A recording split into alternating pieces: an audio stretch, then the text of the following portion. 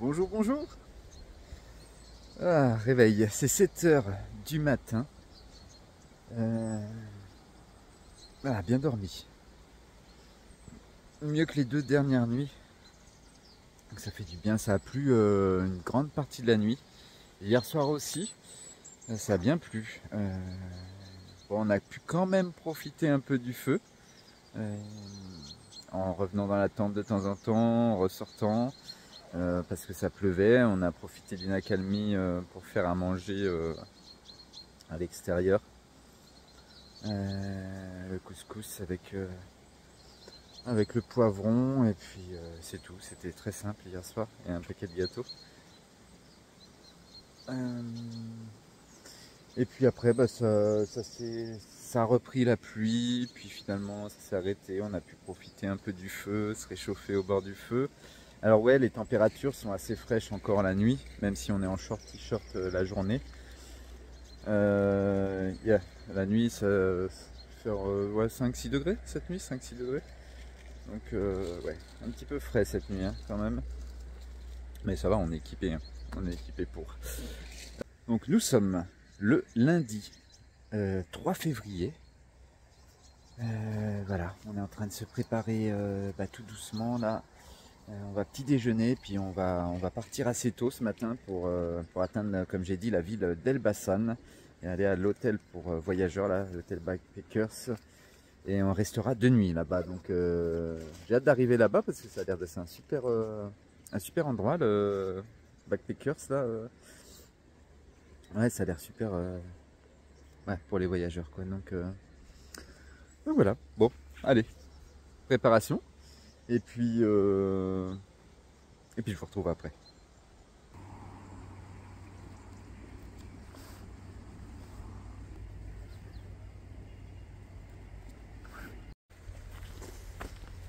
Et bang, allez, on lève le camp. C'est parti. Direction Elbasan. Ouais, je voulais redire, hier soir j'étais tellement heureux de faire un feu. Tellement content quoi. Ah, c'était trop bien. Un bon petit camp, bercé par la rivière cette nuit et par la pluie qui tombait sur la tente à quelques moments. Bon là aujourd'hui faut qu'on soit en forme, hein. Je sais pas si on va l'être. Mais on a un peu plus de 25 km je crois à faire. Bon, on reste dans la vallée toujours. Ça reprendra les montagnes après Elbasan. Magnifique apparemment.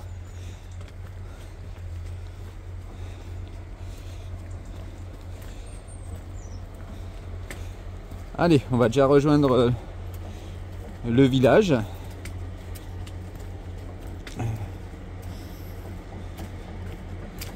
C'est le premier village en fait sur notre route. On va peut-être aller prendre un petit café. Et puis voilà. Bon, c'est un petit peu boueux là ce matin. Comme ça a plu. Bon allez, let's go.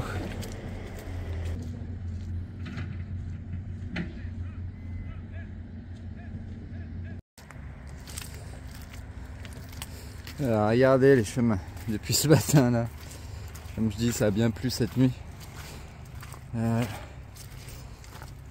avance pas très vite. Parce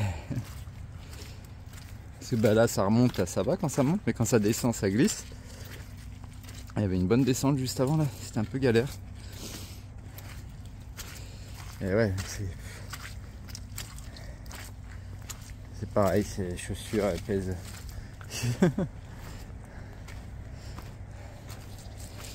Oh, c'est comme ça jusqu'au premier village, après on sera à nouveau le long de la voie ferrée je crois. Là, ça ira mieux pour marcher, qu'on puisse avancer un petit peu.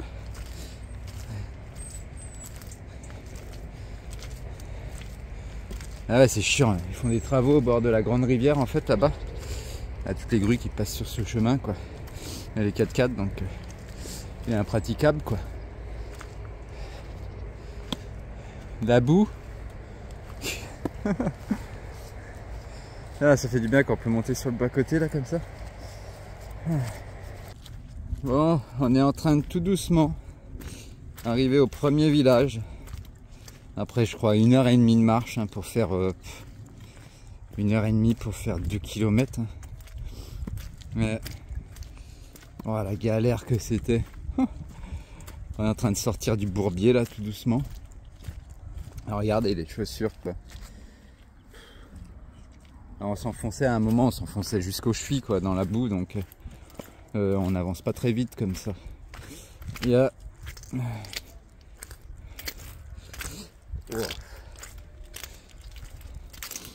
on vient de passer le premier petit village. On était sur le point d'aller à une station-service qui est sur le bord de la grande route qui va de Durès jusqu'à Macédoine. Et puis oh, on regarde. Un petit truc, on dirait même pas un café. Hein. Et attendez, là faut que je passe, il y a encore un peu de boue. Il y a finalement un petit café où ils vendaient des bouteilles d'eau aussi. Et 2-3 snacks. Donc on s'est arrêté. Et mais quel accueil, quel accueil. C'est incroyable. La dame, on lui a montré sur Paula Step un peu notre parcours à pied. Fait, ah, ben vous allez à pied après. Puis le gars il parlait anglais lui. On va à Istanbul là. Il fait à pied. Ouais. Mais au-delà de ça, de parler de notre voyage, c'est que tu sens la générosité et la simplicité des gens. C'est incroyable dans cette campagne. C'est vraiment un peu plus haut là. Les gens ils ont tous des moutons. C'est que des petites fermes, tu vois. C'est que des petites fermes. Et t'as l'impression les gens ils vivent 100 ans en arrière quoi. Mais vraiment, hein, 100 ans en arrière. Hein, c'est pas... J'aimerais filmer un petit peu plus ces moments-là d'échange avec la population. J'ose pas demander si je peux filmer. Je suis un peu pudique moi, donc je sais que ça donnerait un peu de diversité aux vidéos, mais ouais, je suis pudique, j'ai pas envie de les déranger, j'ai pas envie de les filmer. J'ose pas leur demander. Ah bah regardez là.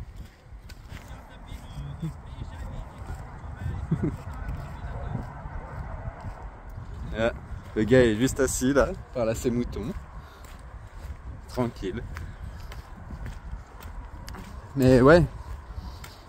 Et on en a des échanges. La dame elle parlait pas anglais.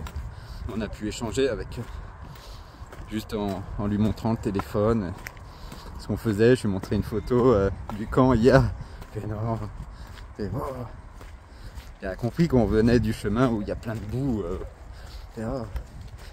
Tranquille, tranquille, on voulait repartir et on a pris un petit café, acheté une bouteille d'eau et puis elle a fait oh, reposez-vous, reposez-vous. Et puis ouais, puis on traverse encore le village. Tout le monde fait un grand bonjour. C'est super quoi. C'est super. C'est vraiment la campagne comme dans la vallée du Pô, un peu en Italie, mais c'est pas pareil. Ici, c'est vraiment que des toutes petites fermes. Toutes petites fermes dans la vallée du Pô, c'est des grandes compagnies de riz. C'est... Ah non, il n'y a pas de grande compagnie, chacun a sa petite ferme. Mais ouais, ça vit vraiment à l'ancienne, quoi. Et d'être témoin de ça, c'est assez sympathique. Bon, bah si le chemin reste comme ça, c'est bien. Là, on va longer la grande rivière, là, je sais plus quel nom c'est, cette rivière, jusqu'à Elbasan, en fait.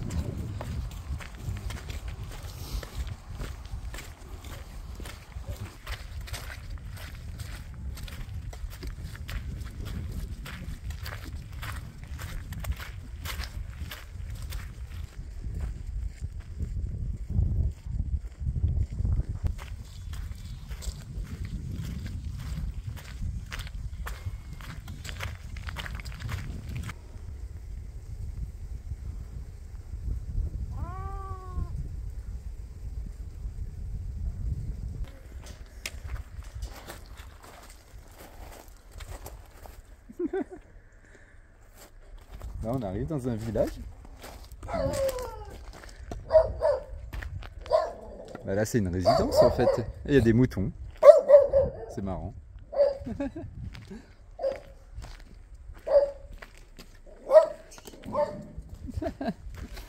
Ah, c'est genre une résidence normale quoi. Enfin,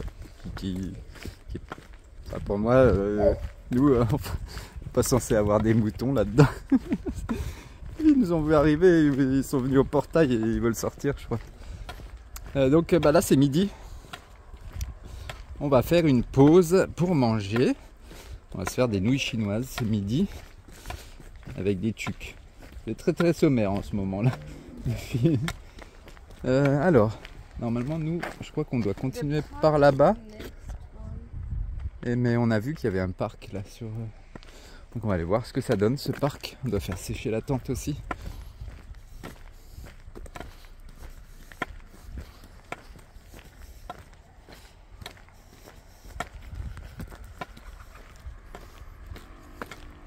Et là il nous reste 13 km pour aller où on veut là, à Elbasan. Donc 3 heures de marche encore. On a bien avancé ce matin.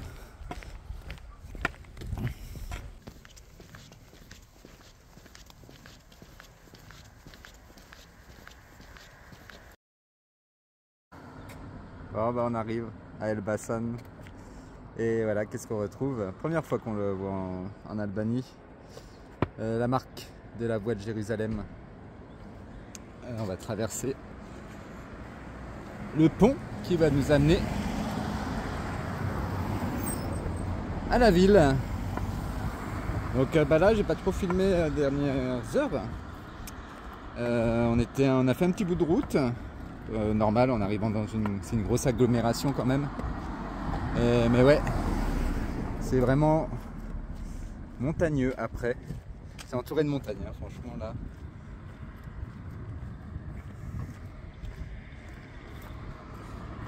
Ah bah dis donc, on les aura fait finalement. C'est 25 km. Ça va faire du bien de dormir à l'intérieur là. On est en train de traverser la rivière qu'on a suivie toute la journée. Alors regardez derrière aussi, montagne.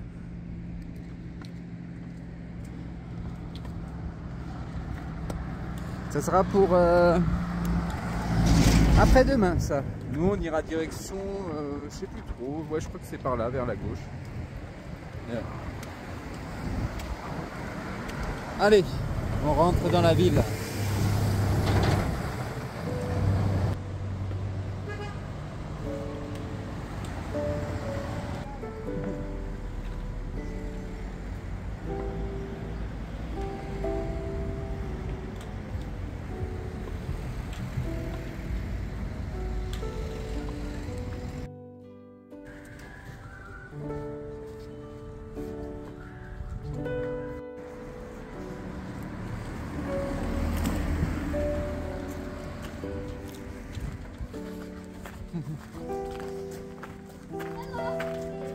Hello.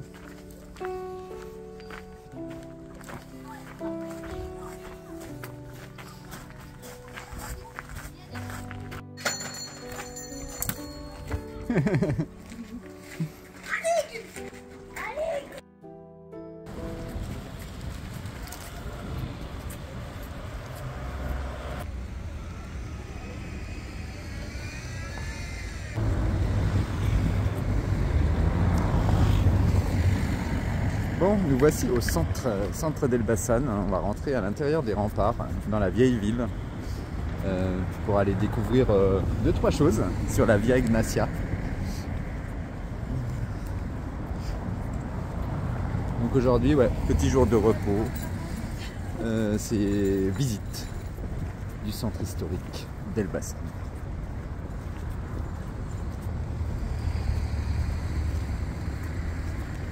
Les tours comme ça, en fait, Yana me disait, c'est un symbole de richesse de la ville pour eux. On va aller voir ça à l'intérieur en fait des remparts. Il n'a pas été touché parce que par le communisme. On ne pouvait pas rentrer à l'intérieur, c'était trop étroit, donc ils n'ont rien changé. Et il y a un bout de la Via Egnatia qu'on peut voir encore.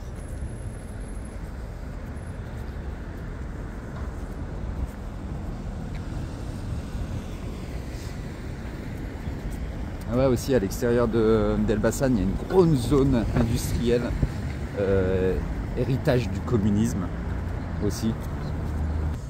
Donc oui, ce que je disais sur la route Egnatia. Donc la route Egnatia est une continuation de la route Appia qui démarre à Rome et longue de 861 km environ.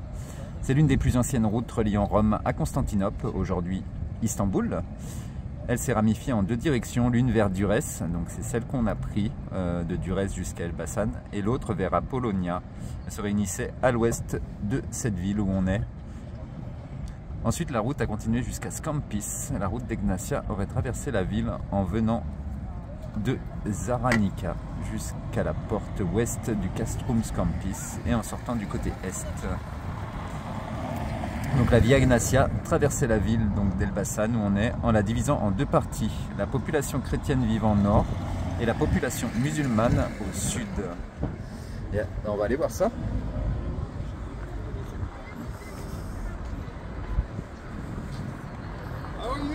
Hello. Where are you from? I'm from France. France. Yeah. Who France? Haute-Savoie, dans les Alpes. What is your Les Alpes, profession? What mountain. is your profession? The name of city? What is your profession? Of my profession? No, Yeah. no profession. How are you, Didi? No, You feel good? Yes. Is your wife? no profession. We are working. You are- are rich, so you are rich. No, no. Rich? No. You go any... We are working. We are pilgrims. Eh? We are pilgrims. Pilgrims, Yeah, yeah. Right. So this is not your wife, eh? Yeah, this is my. Okay, God keep you. So long begun. Yeah. And then of the girl, so long, by the way, God keep you. So long. Yeah, paramilitaire, hein. Yeah.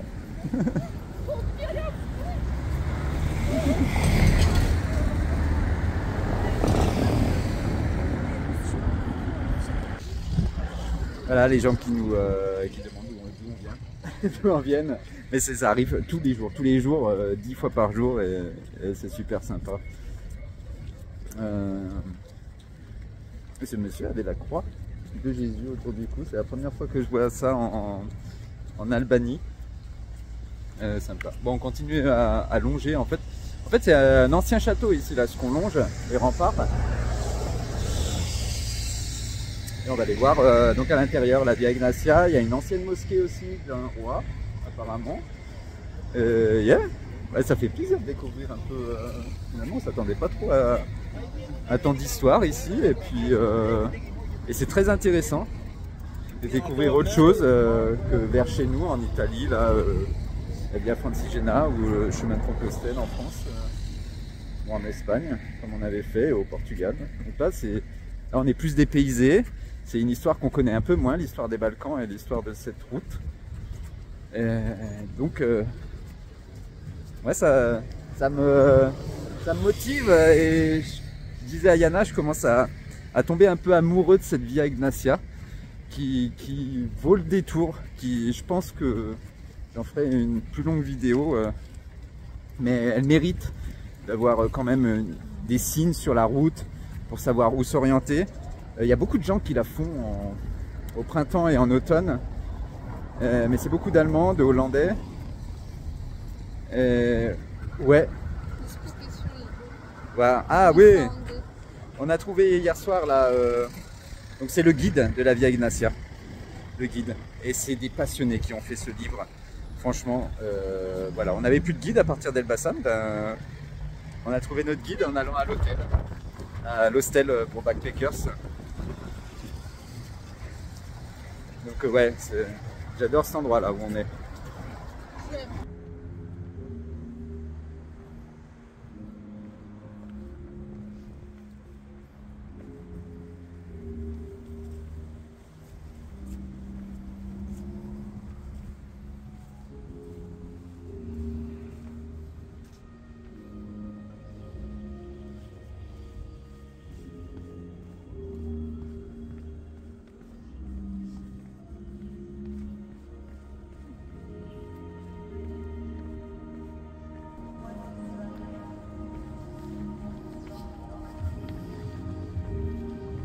Nous voici à l'intérieur des remparts.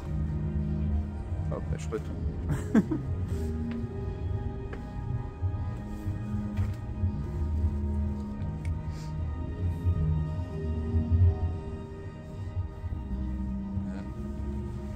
Ici, au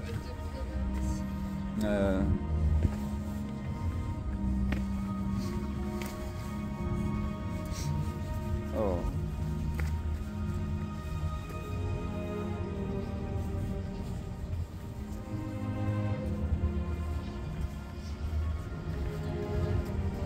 Alors regardez sous le café là. Yana elle me dit c'est comme un musée à ciel ouvert quoi. Super, je m'attendais pas à ça vraiment.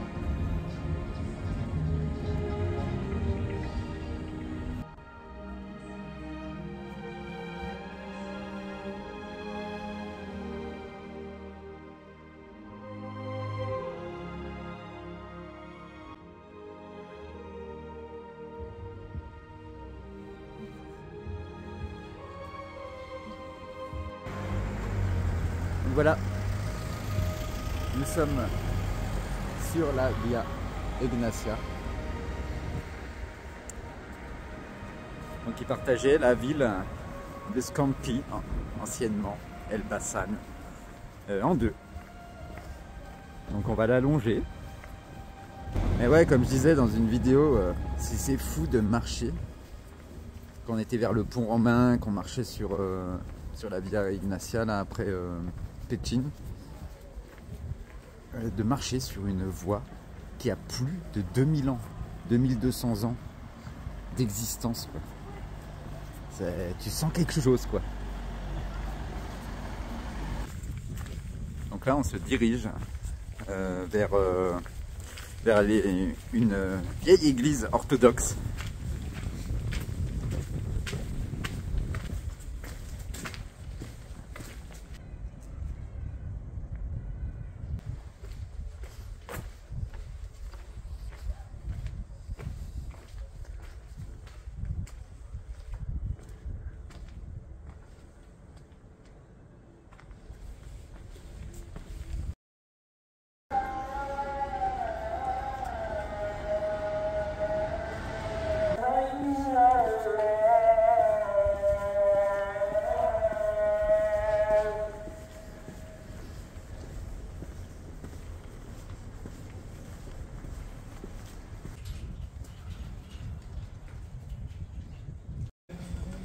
L'œil et la curiosité nous attirera finalement vers cette taverne.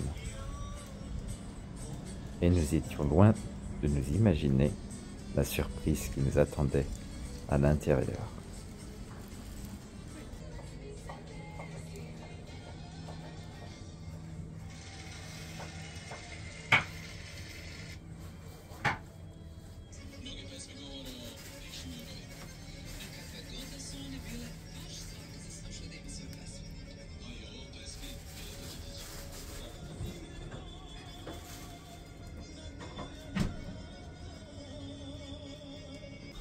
Bon bah voilà, nous voici au coin du feu, dans une petite taverne typique. Et regardez-moi ça, le décor quoi.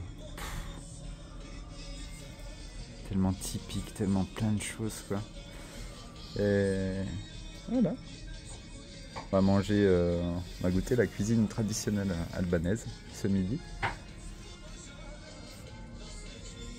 Un magnifique endroit quoi.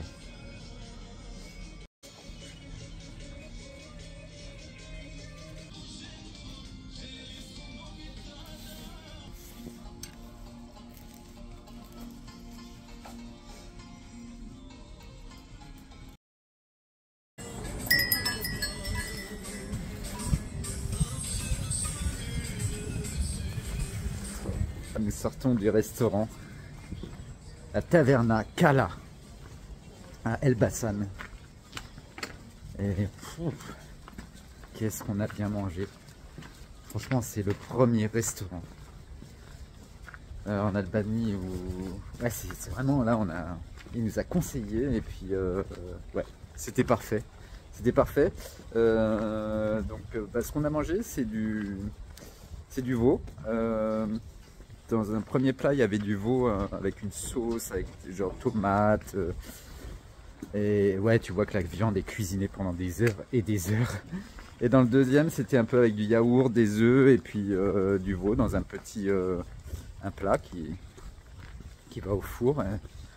Wow, c'était très très bon. Et on a pris 2 plats. Puis en fait, il t'apporte la salade en plus, salade super fraîche, les petits desserts. Je sais pas ce que c'était, je lui ai pas demandé. Et 2 pommes. Franchement, je suis blindé.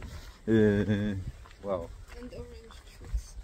Et un jus d'orange fait maison. Bah, les oranges, il y en a tellement en Albanie là. Tu vois tout le monde avec une orange. Tu vois des pots d'orange de partout. Tout le monde mange des oranges, c'est la saison.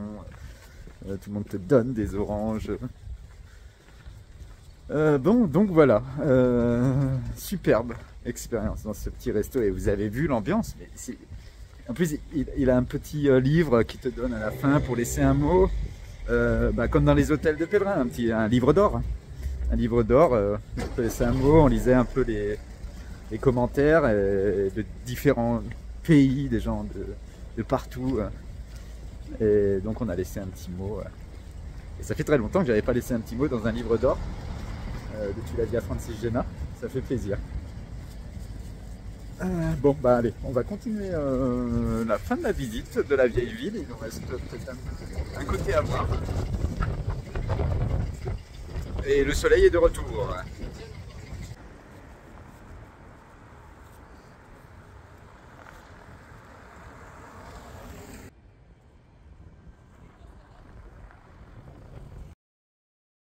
Retour à l'hostel Backpackers d'Elbasan. Et justement, ça me tenait à cœur de vous montrer l'endroit où on dort pendant 2 nuits là. Un endroit atypique qui respire le voyage. Et ouais, je vais vous montrer ça. Donc là, c'est l'entrée. Ici, on a le petit coin cuisine derrière. Ça, c'est la maison des propriétaires au bout là-bas. Donc petit coin cuisine chill, franchement. J'adore cet endroit. Yana aussi adore cet endroit. Il y a plein de bouquins. Voilà, info, Elbasan, Backpackers, Keep Traveling, Travel Info. Il y a des petites notes ici d'anciens Backpackers. Des petits tips autour d'Elbasan pour des trucs à voir. Et une plaque d'immatriculation française. Le fils de la propriétaire a fait ses études à Paris, donc il parle français. On a échangé en anglais ce matin au petit déjeuner. Là, cuisine avec tout ce qu'il faut. Un gas cooker made in Germany. Celui-là, il est ancien, franchement.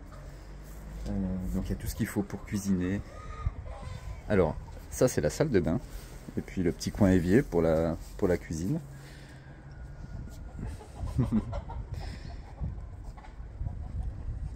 Et donc ici, c'est le coin douche. Douche, WC, tac. Et franchement, les douches c'est dehors. Hein. Mais à l'intérieur, franchement, c'est nickel. Et on a pris la douche hier soir et franchement, on n'a pas froid. Hein. Après, on ressort direct. On a cette petite allée. Il y a les citronniers orangés partout, quoi. Regardez là-bas aussi. Petit orangé. Et nous, donc, on a ce petit chalet là. Et on n'a pas froid à l'intérieur. Il n'y a pas de chauffage. Mais en fait, ça prend la chaleur. Je sais pas, ce bois. Je vais vous montrer l'intérieur.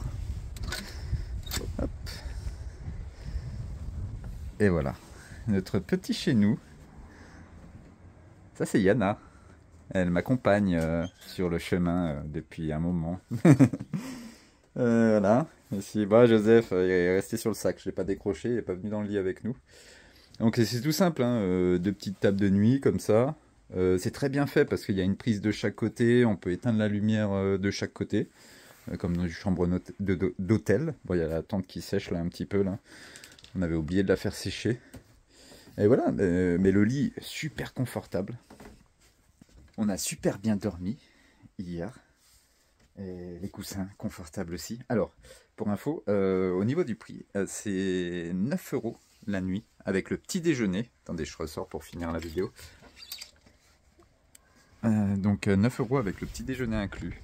On va prendre le petit déjeuner chez les gens ce matin. Ils étaient en terrasse, ils nous attendaient, ils prenaient le café. Et on a pu discuter avec le fils en anglais de la Via Ignacia. Et